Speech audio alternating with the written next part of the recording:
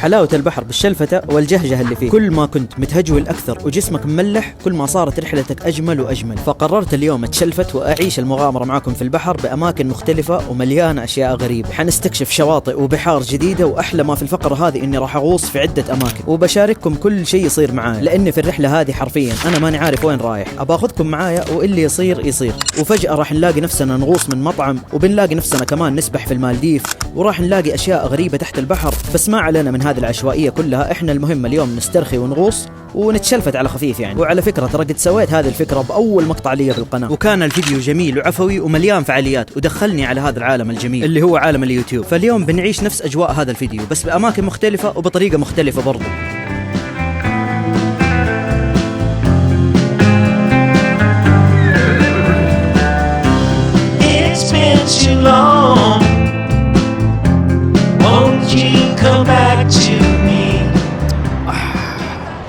اليوم الرحلة بتكون لشواطئ عامة وبشكل عشوائي، ما حددت أماكن وما أعرف وين رايح، بس حروح أفرفر عند البحر وأشوف الأماكن اللي تناسب ونستكشفها مع بعض. نعيشكم الرحلة بكل تفاصيلها. وبكل بساطة فكرتنا اليوم أبقيم الشواطئ العامة اللي في مدينتي اللي هي جدة. التقييم راح يكون على 3 أشياء: على الشاطئ والرمل والنظافة اللي في البحر. 2 راح يكون على سهولة النزول والخروج للبحر، هل هو سهل ولا صعب، يتعب ولا ما يتعب.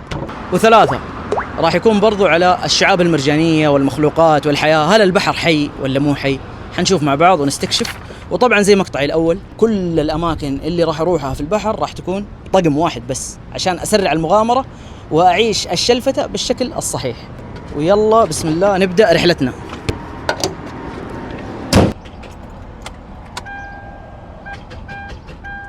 بطارية صح؟ فاليوم السيارة عارفة اني انا بتشلفت فشاركتني الرحلة، الله يعطيه العافية. جاء الدعم، يلا حيهم. سلام، كيف الحال؟ طيبين؟ لا تأكد يا ولد. الكبوت مرة ثانية مرة 10 يمكن. يلا نبدأ رحلتنا.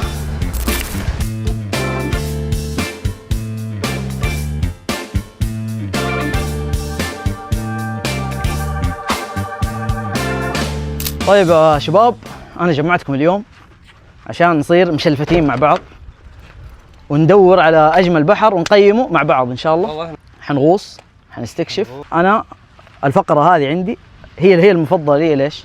لأنه راح ننزل في كم مكان، في نفس الوقت لازم نكون بلبس واحد بس، ما عندنا وقت نغير حتى عشان تكون المغامرة ماشية بسرعة. وغير كده لازم تتملح، ريحتك بحر وفي ملح، بقايا ملح كذا، أنت عارف إنه مغامرتك جاية ممتازة. بتروح لسه ما بدينا. اوكي اصدقاء الرحله، هذا البطل عمر غواص حر وصانع محتوى جديد بيشاركنا رحله اليوم، وبحط لكم رابط قناته تحت ادعموه. ومعانا كمان مصورنا الرهيب دبدب، خفيف وحركته سريعه جدا، وهذا يدل على مهاراته في التصوير. دائما الشركات يدقوا عليه ويصرفهم لانه احنا قاعدين نشتغل على افضل قناه في العالم. وهذا صديق الرحله الرهيب راكان، غواص حر فنان وصانع محتوى ويحب السيارات بشكل مره كبير. ويلا نكمل مغامرتنا ونمشي. لا نمشي من هنا. كفو وحش ممتاز. خذ المايك. يلا شباب نشوفكم على خير.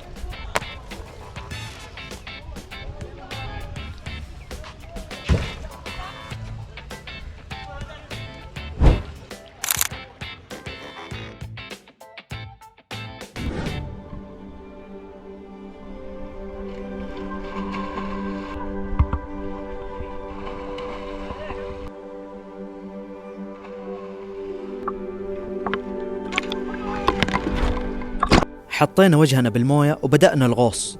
وأول ما غصت هذه المرة ما استقبلني مخلوق في البحر، استقبلتني الإنجيلة أو الفرشة اللي تنحط في ملاعب الكورة.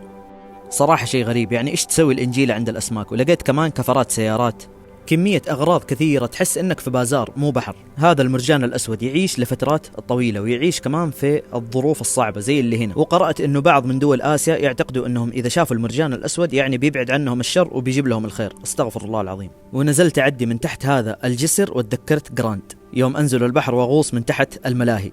وهذه الغوصة كمان نزلت فيها استكشف، وصراحة غبار، المكان فاضي بس لقيت شيء لفت انتباهي جدا، لقيت كرسي بلاستيك عليه شعاب مرجانية. كيف الشعاب المرجانية تنبت على بلاستيك؟ طبعا هذا الشيء مستحيل إلا لو كان حديد، الحديد مادة عضوية فإذا ينبت عليها مرجان، لكن بلاستيك صعبة. لقيت سمكة النفاخة واضح توها متغدية، بطنها منفوخة. وطبعا اللي يحتاج رخصة قيادة ولا أي شيء ترى مدام نفاخة ما تقصر. بس دقيقة، مدام نفاخة ورخصة قيادة، أجل عرفت الكفرات هذه من وين جاية، الله يهديها. بس هذول أسماك دمروا البلد. وأنا طالع من البازار لقيت هذه النظارة، وطبعا نفس الفلوق الأول لقيت فيه برضو نظارة شمسية. ما أعرف إيش علاقتي مع النظارات الشمسية في البحر. قررنا نطلع عشان نستكشف الشاطئ والمكان من الخارج، وكمان نستكشف مكان ثاني نغوص فيه، لأنه هذا المكان زي ما انتم شايفين.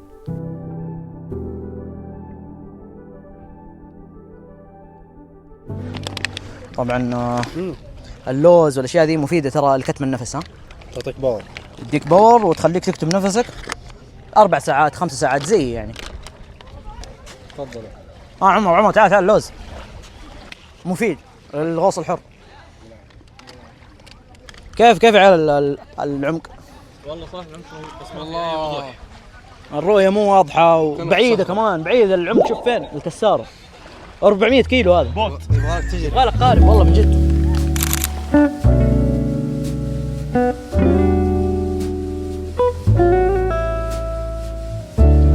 يلا شباب لقينا هذه الفيلا، لقينا ذي الفيلا لما ناخذ لنا لفه فيها بسرعه. شوف منظر البحر كيف. يوه شوف منظر الفيلا، منظر البحر وشوف منظر الفيلا. على يميننا ويسارنا الادغال طبعا اشجار وكذا. اوب والله في مسبح هنا. اوكي انا حافي وفي قزاز. لا ما ينفع مليان قزاز ترى والله مره ما ينفع. يلا 200,000 لايك وامشي على القزاز. والله شكلها خشت قزازه، الله يستر. طيب هذا كيف يا شباب؟ نبغى نستثمر فيه ونعبيه. شوف انا قدني اصلا مخطط، طبعا راسم التخطيط مضبط الامور كلها، فما علينا الا نعبيه مويه بس يصير نقدر نسبح هنا في الويكند في الاجازه. يا اخي المشكله انا حافي وماني قادر امشي على راحتي. اوف في مدخل كمان ثاني، في جن هناك ولا ايش الوضع؟ لا ناس بشر. نمشي من هنا. اوكي فيلا مهجور على البحر. الله شوف الفيو هنا كيف يا شباب. وينكم؟ اي يا اخي هذول القنديل الاول والقنديل الثاني. انا بصير صانع محتوى. القناديل. اوه هذه عندك شو اسمه التحفيز اللي يجيك في اخر الليل. ايوه التحفيز اللي يجيك في الليل، عارف فجأة بصير صانع محتوى. يا ابوي احنا بفيلا مهجورة قاعدين نتفرج. والله ركان انت اصلا صانع محتوى، انت اصلا فنان. انا صانع بحر. والله والله شكله خش هذا اللي كنا خايفين منه. شكله فيه قزازة جت يا شباب. خليني اتاكد ادعس كذا اول. لا ألم ما في الحمد لله. شوف الفيو هنا. والله عيال انا لازم اضبط لي غرفة هنا، اجيب سريري واجيب الدولاب حقي، ولا ما يحتاج حتى دولاب عادي. احط الملابس في السيارة، قد اصلا نصها في السيارة جاهزة. برازيل والله البرازيل يا عيال. شوف كمان في كورة هناك، ناس قاعدين يلعبوا كورة. شيك فيو البرازيل. يو شوف اللقطة كيف يا الله. يا عيال والله هذول متفقين معايا ولا ايش؟ في ناس قاعدين يلعبوا كورة، ناس يبوا ينطوا على البحر، بوت جاي معدي. لا المكان ياخذ 5 من 10. حزيد شوية معلش. والله ممتاز صراحة، ضبطني والله. شوف اوف باركيه، والله باركيه اصلي. ها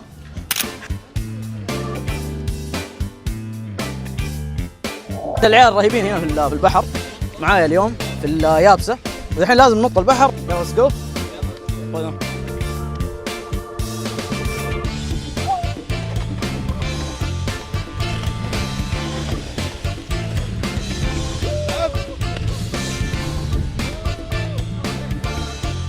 طبعا وانا غوص لقيت نظارة غير النظارة اللي عندي اصلا من الفلوق اللي اول، ولقيت هذا البسطاط اقسم بالله كبير. شوف قد ايه، شيك يا رجل. حق مين هذا؟ للاسف كان نفسي اشيل البسطار هذا معايا، لكن والله يا بيسوي ريحة مرة قوية لانه مرة معدوم. حتى النظارة والله مشهبة جدا، فلو خليتها في السيارة حتسوي لي ريحة ما راح تروح. صح انه السيارة مغبرة وكل شيء، لكن والله بالعكس يعني ريحتها حلوة، ريحتها شوية غبار وبحر. شوف السيارة كيف مغبرة ووسخانة. ليش؟ لأنه أنا إنسان أروح البحر. أي إنسان يروح البحر لازم تعدي عليه أيام سيارته شوف كيف تكون كذا معدومة حالتها حالة. بس المشكلة إنه أنا سيارتي طول حياتي كذا.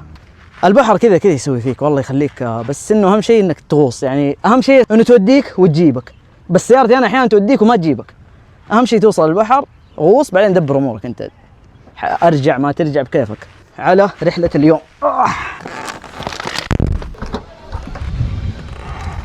المالديف جينا. طبعا زي ما تلاحظوا هناك المالديف. الحين نشيل أغراضنا ونبى نسبح برضو شوية، نستكشف المكان، نشوف مع بعض.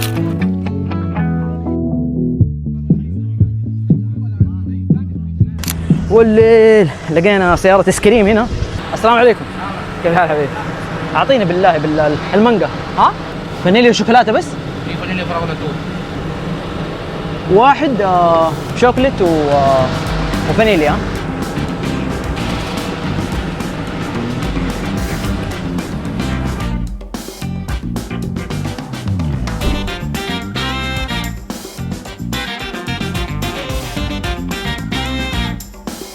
هذا القش اللي في المالديف، عرفتوه؟ عرفت هذا القش صح؟ ايه. يا سلام. مبدئيا المكان مرة مو حق غوص، مزيت مضبوط، مليان زيت والله. زيت كان؟ لا زيت الابوات والقوارب. كم تديه من 10؟ غوص ولا سباحة؟ كسباحة الواحد يجي تكتب. سباحة والله 8. حلو. 3.5 من 10. ليه؟ يا أخي تسبح أنت ولا تبغى تغوص؟ أنت قاعد لون البحر كوعي. نفس لون الكوع. عرفت؟ لا والله حلو، يعني السباحة رهيب. مو مرة والله رهيب. الحين بنسبح شوية هنا. دوبنا كنا هناك عند المالديف، والحين جينا عند جدة، فبنسبح شوية ونتملح زيادة. لازم والله نتملح، نتصرفد مضبوط. السباحة لها فوائد كثيرة لحياتك. طبعا هي تأثر على أسلوب الحياة بشكل عام، وتحفز السباحة على نمو خلايا عصبية جديدة، وتقوي اللياقة وتقوي الجسم بالكامل. وهي الرياضة الوحيدة اللي تكاد تكون إصاباتها 0%، لأنك وأنت تسبح وتمارس هذه الرياضة ما راح تضغط على المفاصل زي الجري وغيرها من الرياضات. عشان كذا السباحة هي رياضتي المفضلة من طفولتي الحمد لله. وكذا خلصنا سباحة في الشاطئ. أعدل صراحة أقيمه 7 من 10. كم تقيم؟ زي ما أنا قلت 8 من 10. لا والله ينقص. مشكلته إنه ما في شيء تحت. ما في شيء. ما في. إيه رؤية سيئة جدا. رمل وزيوت السفن والجيت سكي. زيوت التان بعد مشكلة. زيوت التان. أوه في فيلا ثانية هنا. السلام عليكم. في أحد؟ والله ما في ولا أحد. أوبو تعال شوف المنظر من هنا والليل. يا عيني يا عيني يا عيني. والليل المنظر ما يحتاج تسافر والله. دبدب. عارف جراند يوم تطلع كذا تلف تحصل فيه دباب. تكون في سيارات واقفة في السطح. لا في السطح فيه الدباب هذاك. الدباب اللي يجيك سريع، عارف دحين تلاقيه فوق. ان شاء الله ما يطيح ذا، بس لو طاح والله محتوى يا ولد. يا سلام. شوف هناك، شوف ايش كاتب هذا. لا اله الا الله. هذا يفهم الحياة صح ترى. حقه هنا ناخذ لنا كذا كم صورة رهيبة. يوم كان متعب ولكن يستاهل صراحة. المغامرات هذه حلوة والله. هنا مشكلة في عصافير هنا يسووا الأشياء حقهم. وووو أحلى تكو. هنا في ظلام وأجواء والله. المصعد هلا والله. طبعا المصعد هنا أكيد شغال، بس باقي لنا نركب له زر وعادي تطلع فوق تنزل بالمصعد. خدمة ممتازة الصراحة في الكباين هذه الحلوة. الكباين والله قديم الكلمة. يلا حيهم الشباب. جايين بجيت سكي قاعدين يفحطوا بالشاطئ. أجواء بحرية رهيبة اليوم. يعني تنزل تسبح واحد يجي ينتفك معاه مو مشكلة، بسيط الموضوع. اوف هذا شكله كان عنده اكتئاب اللي ساكن في هذه الغرفة زي ما تلاحظوا. ارتست ها.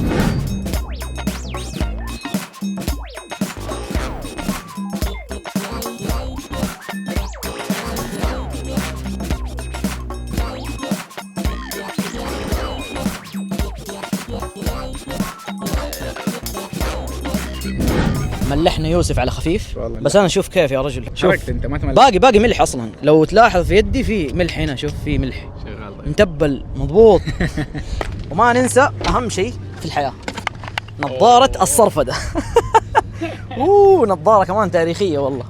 دين لقطة كذا مع البحر، شوف انت رايح على البحر، يا سلام على الفخامة يا شيخ، يا عيني. وب انا النظارة لابسها كمان، نظارتين، يا عيني على الفخامة. شوف نظارة فوق للغوص مثلا، نظارة تحت للشمس، وهذه نظارة للرؤية الواسعة وايد، هذه تديك وايد ترى بس مو باين.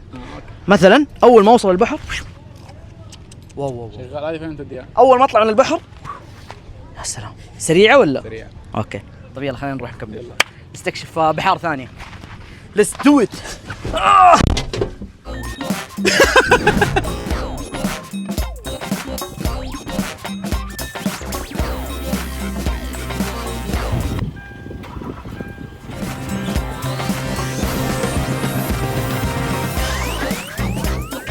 الحين رايحين ندور لنا على شاطئ ثاني ان شاء الله. اليوم اقفل 4 شواطئ باذن الله، ان شاء الله نلاقي شاطئ حلو كمان. الشاطئ الاول اللي رحناه هذا سيء جدا صراحه، بس اهم شيء انه بحر يعني.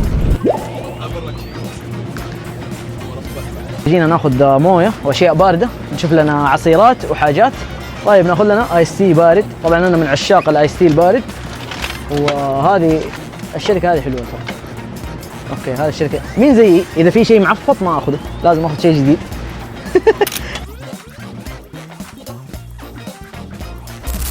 زي ما تشوفوا جايين بيتزا هت. اليوم راح نغوص في المطعم الرهيب ذا. انا احب البيتزا ترى، تيك اواي ودليفري، كل شيء هنا موجود. طبعا اللي شغالين في المطعم هذا نطوا على البحر كلهم، فكوا الفرع جوا البحر دحين والله. زي ما تشوفوا البحر هنا ورا، في بحر بيتزا هات يا عيال. الله يعين ان شاء الله. انه انتبهوا بس اهم شيء.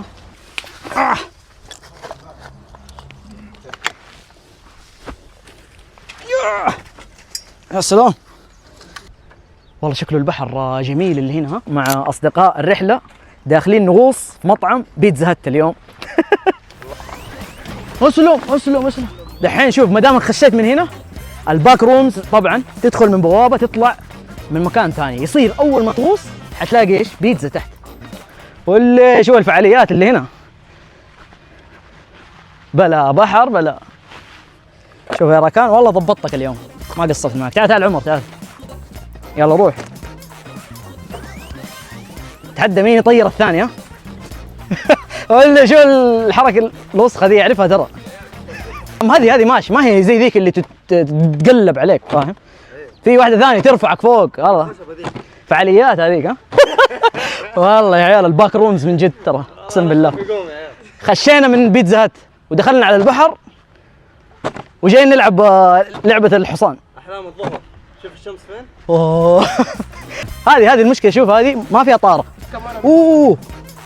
يا عيني. تعال ركان تعال. لا انا بغوص اليوم. لا بدون. انا بنزل اغوص يا عمي بلا. والله سريعه ترى، سريعه والله من جد. اسمع ركان، شو اسمه، اكلت شيء ولا لا؟ ايه عشان لا تدخل هناك. تعرف الصوت ذاك. يلا. والله تدوخ. ها لا اخوي خلصنا الفعاليات اللي في اليابسه او فعاليات الشاطئ زي ما نقول. والله هذا شكله افضل شاطئ. ها في العاب وشاطئ ما شاء الله. شوف الرمله كيف نظيف، الرمله والكساره على قولة عمر قريبه برضو، فشكله حياخذ التوب 1 اليوم. ها وصلنا نهايه السقاله. هنا في عمق ما شاء الله تبارك الله. نبغى ننزل دحين نستكشفه. راح ننزل من هنا ان شاء الله على بركه الله. بس بعدين كيف نطلع؟ لما نطلع ندبرها. والله حكمه قويه والله، نخلص ندبرها. صح والله صح عليك.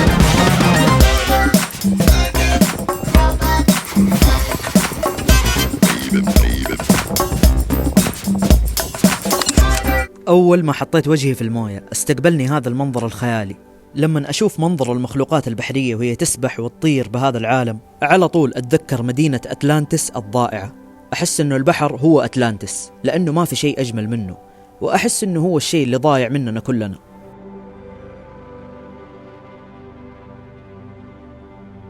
رفعت راسي وأنا أتأمل، لقيت البحر زي الغيوم، سبحان الله.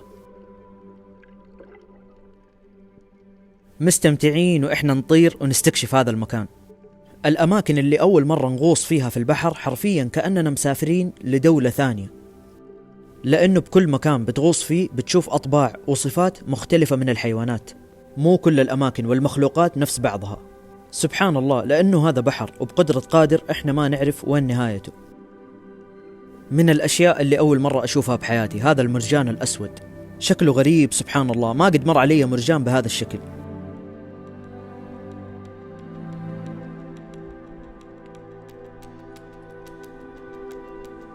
ناخذكم معانا غوصة أعمق شوية. لو تلاحظوا كل عمق ننزله الألوان تتغير والمناظر كمان تتغير، وكل ما أنزل عمق أكبر كل ما أتذكر عظمة الخالق سبحانه وتعالى، وأتذكر قد إيش أنا مخلوق صغير جدا في هذا العالم المجهول اللي ربنا سبحانه وتعالى صنعه بالكامل، وعجزنا إحنا البشر كلنا عن اكتشاف عشره حتى مو ربعه. سبحان الله، شوفوا كيف هدوء المنظر. اللي يسأل كيف تكتم نفسك وتغوص، انت لو نزلت في هذا المكان وحسيت بالشعور وشفت هذا المنظر قدام عيونك راح تنسى اصلا انك تتنفس. شوفوا كيف منظر الشعاب المرجانية حوالينا، بس للأسف اكتشفت انه بعض الشعاب المرجانية اللي هنا ميتة. هذه الاشياء كلها بتصير بسبب قلة الوعي بأهمية الاهتمام بالبيئة، ورغم هذا كله الا انه ما زال بحرنا الأحمر هو الأجمل في العالم، لدرجة انه البلاستيك ينبت عليه شعاب مرجانية. وربي يبارك لنا في بحرنا وبكل النعم اللي حوالينا. بنص الغوصة والاستكشاف لقيت زي المنحدر الغريب، سبحان الله، وطلعت شوية على فوق عشان آخذ هذا المنحدر من بدايته واستكشف إيش المرجان اللي فيه، وبرضه بشوف لوين ممكن يوصلنا. منظر مهيب وجميل جدا ومليان بالفضول والمجهول. وفجأة وأنا نازل لقيت المخلوق الرهيب هذا، الأخطبوط. هذه الفترة صاير أصادف الأخطبوط بكثرة صراحة، وحاول يتخبى مني، ويوم لحقته لقاله كهف وزبن فيه للأسف.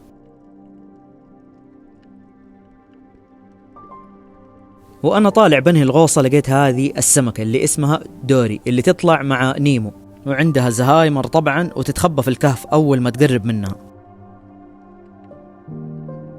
وهذه سمكة الببغاء لقيتها مستمتعة بوجبة الغداء، بالعافية عليها.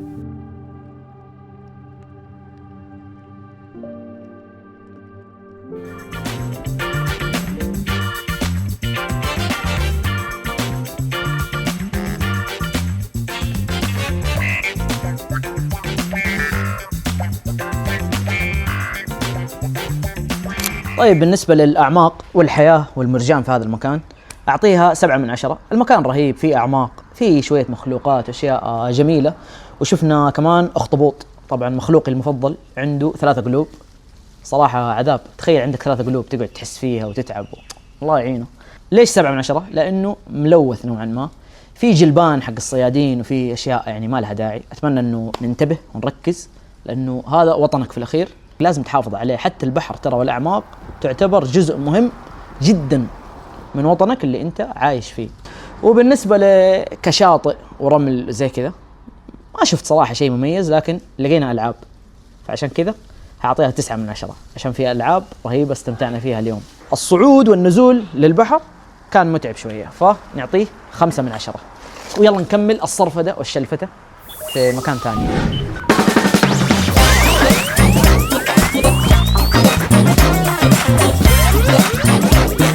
الشاطئ الرابع، احنا اليوم في ميامي، اوكي؟ شاطئ ميامي، شاطئ ما شاء الله كبير. انتبهوا لهذه الاشياء يا جماعه. شفتوا سيارتي كيف وسخه؟ وسخ سيارتك ولا توسخ البحر. يلا نشوفكم ان شاء الله بعد الغوصه. اول ما حطيت راسي في المويه سمعت النداء ورجعنا وكنسلنا الغوصه، لانه المكان هذا ممنوع الغوص فيه، والالتزام بالقانون والنظام واجب علينا جميعا. ولكن في فيديوهات قديمه صورتها بالمكان هذا بالفلوق اللي فات قبل لا يتم المنع، وبشارككم فيها بهذا الفلوق. لقيت بهذا المكان عدد هائل من اسماك النيمو او سمكه المهرج، وطول ماني قاعد اغوص واتامل وانزل اعماق اكبر الاقي الاسماك حواليني بكل زاويه، عباره عن فوضى من الاسماك. وهذا غير الكهوف والمناظر الخيالية اللي حوالين الشعاب المرجانية. وشوفوا قد ايش عدد اسماك نيمو او المهرج، ما شاء الله عددهم يفوق ال 15 سمكة.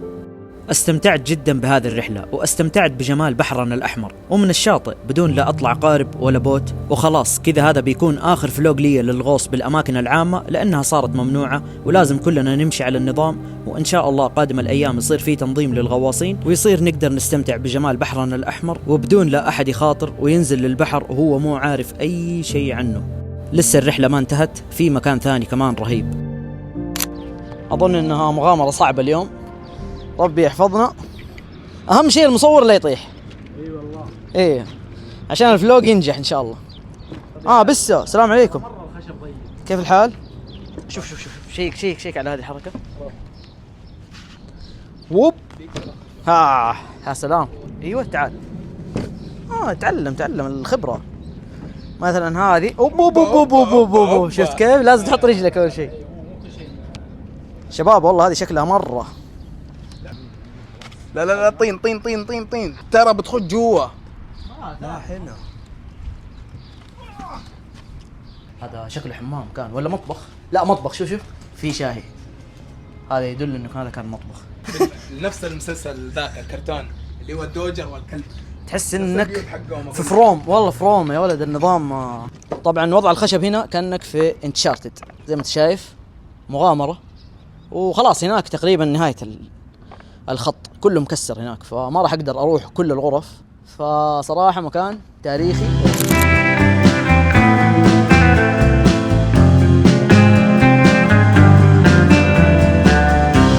It's been too long.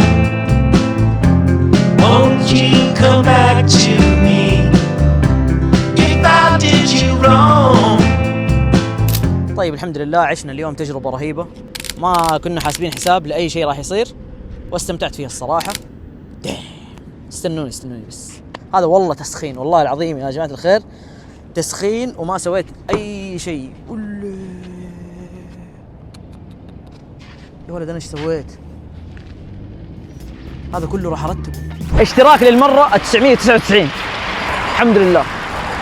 يلا أكثر من البحر، أكثر من الغوصة اليوم الاشتراك، أقسم بالله. طبعا ترى السيارة دائما كذا، بس هذا اليوم أنا قلت نفسي أوثق لكم إياه عشان تشوفوا قديش أنا مجتهد.